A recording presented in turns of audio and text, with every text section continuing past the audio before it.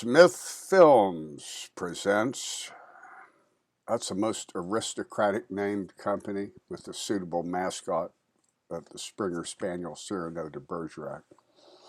And here we see the ocean, the mysterious ocean, filled with strange creatures such as those seen in Time Life books and filmed by boys who did not know about close-up lens attachments.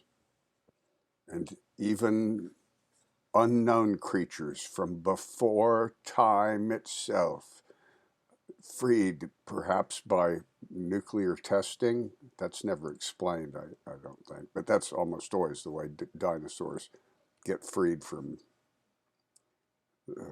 their frozen graves. Yes, it's a stiff dinosaur on strings. And there we go again. The aristocratic Smith Films presents that. Those carefully cut out letters were stuck onto the window of a hotel in Puerto Rico. I had these little rub-on letters, stick-on letters that were made just for this sort of thing. You'd put them on glass, and you could have your subtitles or whatever in front of your. Notice the camera is moving like it's on a boat. Those transitions, those rub-on wipes. That's something you don't see much anymore. They were actually like 6-inch long decals with little sprocket holes for 8mm film, and they had animation printed on them, but they were devilishly hard to set. You'll see many more examples. My family was on a vacation in the island of St. Maarten in the West Indies, at my grandfather's house. This is the house of my grandfather, Donald McNutt Douglas. These may be the only movies ever shot there until after my grandfather died.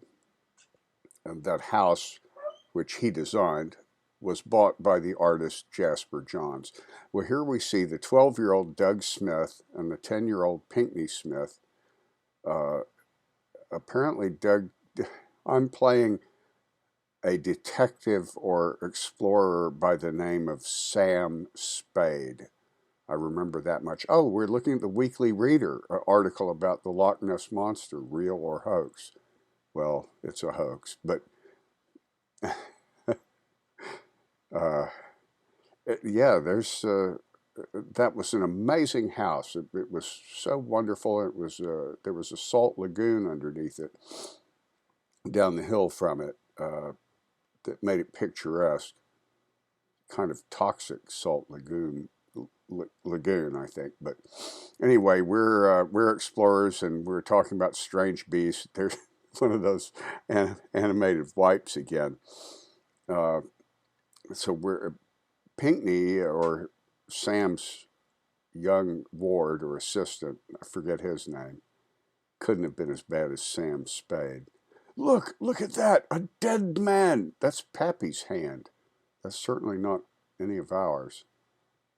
Oh, it's too gross to even show on camera, Doug. He's so torn up. It's just a hand with a. It's why, whatever did this, it wasn't a man, and it wasn't an animal. I just don't know. What could it be? And look over here, the seashore tracks, gigantic monster tracks. I don't know that we actually. It came from the sea. The sea. What the heck could it be? I don't know, but we're going to find out. All right, let's go. Pensively staring out at the mysterious ocean. Okay, let's put on our expensive scuba gear and go for a swim here.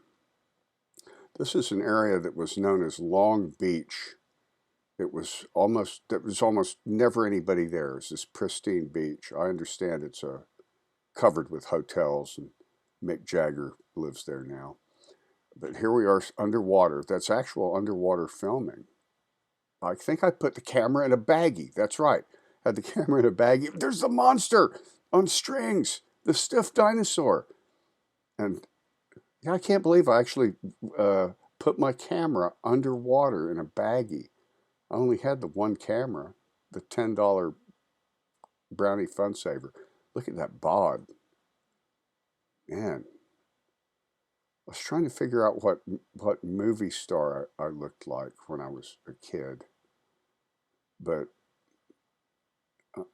I'm afraid the closest I could get was Shia LaBeouf, who's a jerk. So, I don't know what that thing was, but it just scared the daylights out of me. Let's not try to capture it or anything like that. But think what it would be worth. Dun dun dun dun dun dun dun dun. Not those wipes didn't match. So here we are back having our conversation. I don't know if this film ever had a soundtrack. If it did, it would have been on reel-to-reel tape.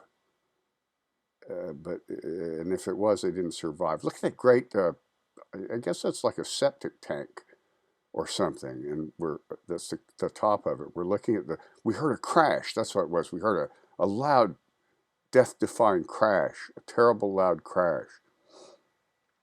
So we're gonna run down that hill. It's so easy to do. It turned out there was a pre-existing prop down there, and I guess we thought it would be easier than it was to descend that hill. There was some pretty thorny, deadly, poisonous bushes down there, manchineal and such. It, it took us a while, I know that, and we filmed a lot. Yeah, it's a wreck. Look, that truck that just wrecked, that just ran off the road. What could have done it? Only a prehistoric monster could have done this kind of damage to this truck that's covered with rust, that's been down there for years and years. Look, it tore the man out of it's all torn up. Whatever did this, it wasn't a man and it wasn't an animal. Wonder what did it.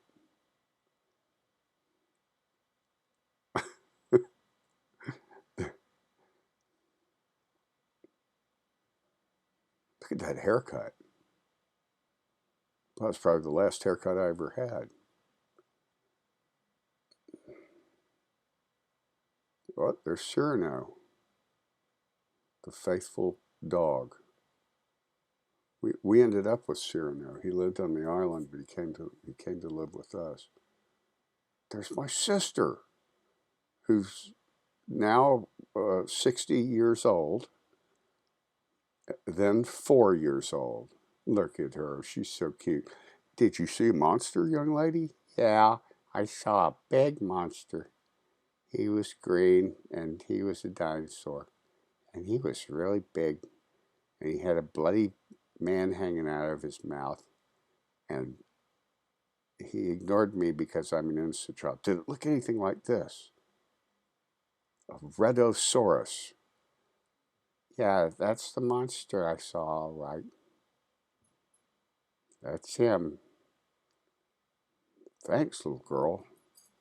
Yes, it's a Redosaurus, first seen in the movie Beast from 20,000 Fathoms, a dinosaur invented by Ray Harryhausen because it was an easy form to animate. And it was cool looking. This movie is actually more based on Gorgo, and it says so at the end, although there's never a mother dinosaur that comes to save the baby dinosaur that everybody thought was the biggest dinosaur that could ever be. Well, here we're waiting and waiting and waiting for the monster to come back out of the ocean. Boy, the beach looks different up on that cliff, doesn't it? There was a beach and there was a cliff, and I built a little cliff top set where a lot of the action took place. There's foam rocks forming the beach, the cliff. Oh my God, it's more hideous than I ever imagined. It's so realistic. I'm about to scream. And why is there a seam in the sky? Boy, they got back to the house pretty quick. That's the magic of editing. Is that thing following us? I don't ever want to deal with anything like that again, unless we could, capture it with smoke bombs or gas bombs or, those easy to find giant beast uh, narcotizing drug bombs. That, yes, perhaps we could bomb it with those famous knockout bombs.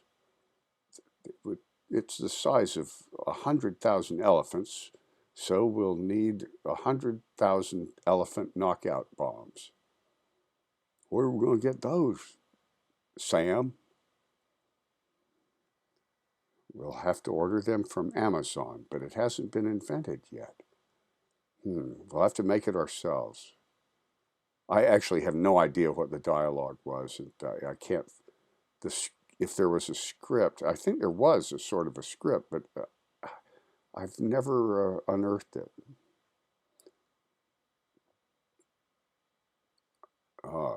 Back exploring the beach again. Boy, that was such a beautiful beach. It's unbelievable that there was never anybody there. St. Maarten was a out of the way place back then. This was 1960. I was 12, so this would have been about 1965. About 1965, yeah. That's the fuse. We did find the drug bombs, and Pinckney has the, I guess he touched the two fuses together and they'll set them off. We better be quiet so that monster doesn't hear us talking about these bombs. What is that? Look up on the cliff. There it is again, way up there on that cliff. There's that mysterious seam in the sky. That's trees are unearthly too. They look almost like plastic. Don't look anything like the trees and foliage down here. My God, here it is. It's down. Now it's down on the beach. It somehow got down on the beach. See, there's that same cliff we were looking at, only it's not.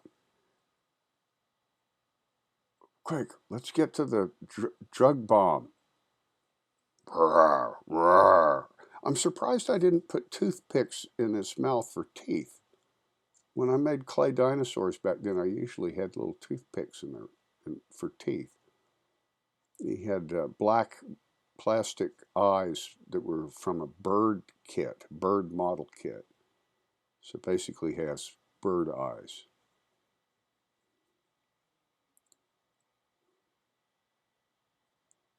That's not any known dinosaur, but it's an easy kind to use with clay. Clay is heavy. Now, to set off the bomb. Oh, it's a rocket. Oh, that's right. Now I remember. The rocket goes right into the monster's flesh and blood comes out. That was the most fun, animating blood. So fun. It's now set off there's the gas bomb. It's actually a smoke bomb. Fire, 4th of July fireworks smoke. It didn't work very well. Oh no, he's getting sleepy. His head's lowering. He's yawning.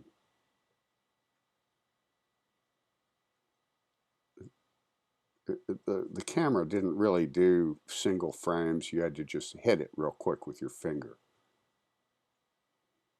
And you'd usually get 2 frames. So see, there he's blinking with little clay eyelids. In live action, we show his head hitting the ground. Stay back, be careful. He could wake up any second. Yeah, he's pretty scary. We better dissolve to him under a net or something. Is that what we did? I can't remember. Why did I leave those little bits of leader in between shots? I don't get it. I mean, I had a splicer. There he is, asleep. A hand covers the lens. That's a fade out.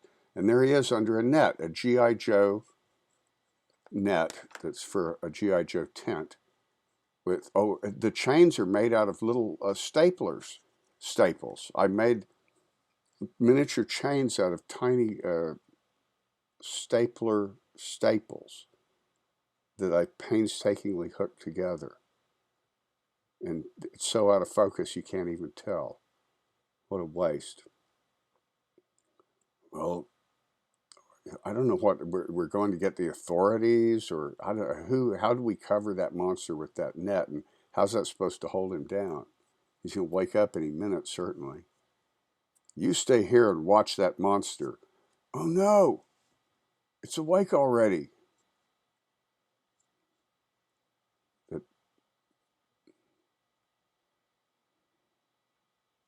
look, we're having trouble with camera directions. I had not read the 5 C's of cinematography, and I didn't understand consistent directions.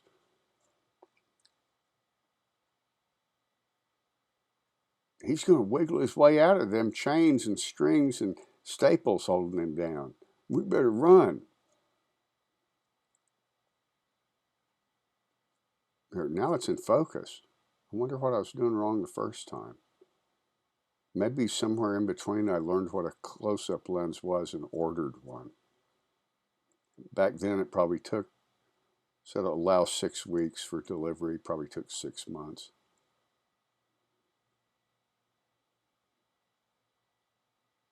It's hard to animate a thing under a net.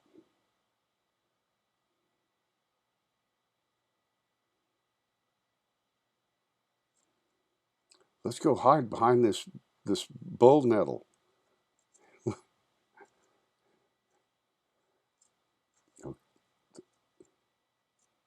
Monster's coming closer and closer. Except they look to the right, but the monster's coming from the left. See what I mean about camera direction? I didn't know. There are some modern actual directors who still don't know those rules. But at least their cameramen have close-up lenses. Obviously, I was trying to save time by just dragging the monster sometimes instead of animating those legs. That was really hard. It was harder than I expected. Doing a walk cycle on a thick clay thing like that. There's a real cave, as we called it. That little indentation in the cliff. We just thought that was the coolest thing. Okay. Oh, he's got a gun. A very shiny gun. A 6 gun. A 6-shooter, I mean. Was that us? That was those little stiff figures. That was us wearing different clothes. Keep shooting, Pinckney. But wait, bullets cannot stop it. How can we run, you fool? Don't just stand there waiting and shooting like that cop in The Beast from 20,000 Fathoms.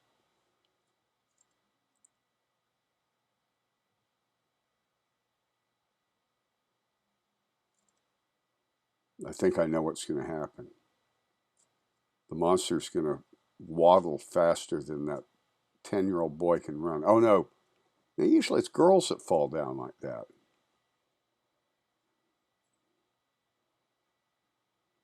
No, there's no escape. Oh my God, gag, choke. Just like in my favorite Harryhausen movie. Watch a little lump go down his throat when he swallows. That was fun to animate. He even licked his lips. Oh my God, I'm about to puke. Burp. I don't know what to do now. I'll just look at the ocean some more. That is the Beast from 20,000 Fathoms. It doesn't look anything like mine.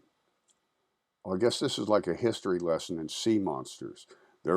And other sea monsters, such as the kraken,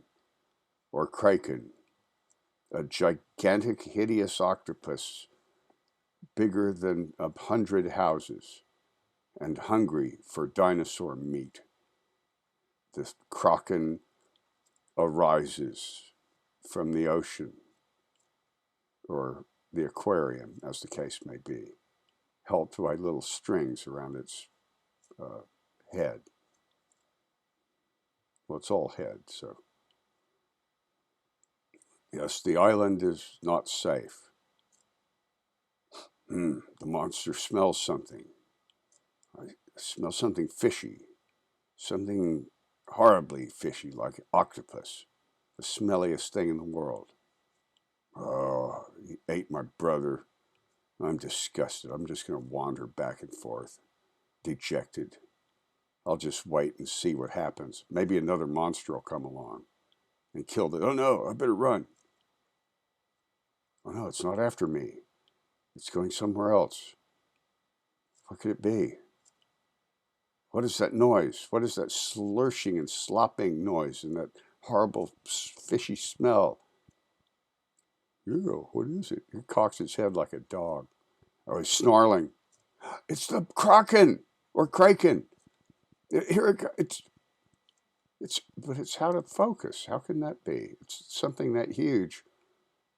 Would it would always be in focus. Anyway, this is the showdown.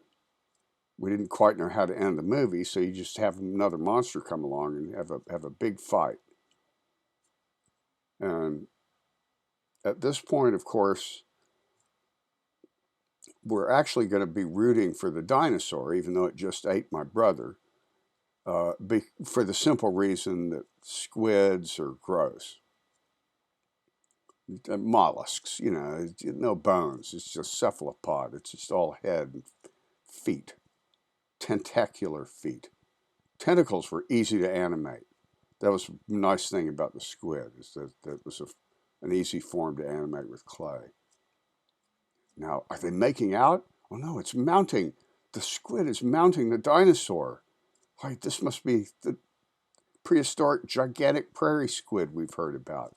Oh, cool. He bites off the end of the tentacle and watch, like a lizard's tail. Would take two. I don't understand my in-camera editing real well. And the focus is just sad. On the other hand, you can't see the thumbprints in the clay. Or another tentacle. Okay, I knew there's something cool coming. Yeah, it's like a lizard's tail that comes off. It keeps wiggling to distract the attacker. Oh, he just bucked that giant squid off after he bit his tentacle. That was easy. This needs dramatic music by Bernard Herrmann. Just knock him over, bite him in the beak. Beware the beak of the squid, my son. He did it.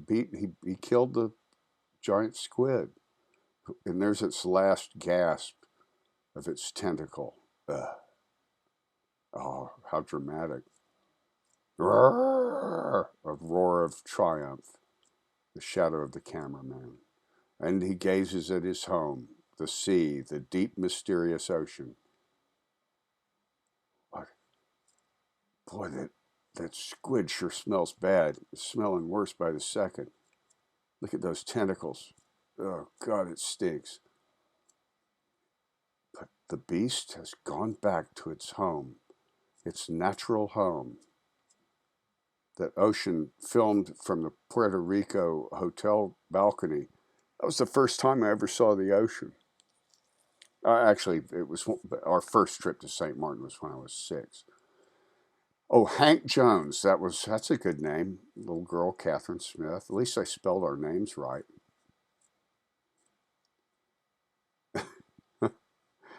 Don't brag about it, Doug. Look, that's the camera, the Brownie Fun Saver.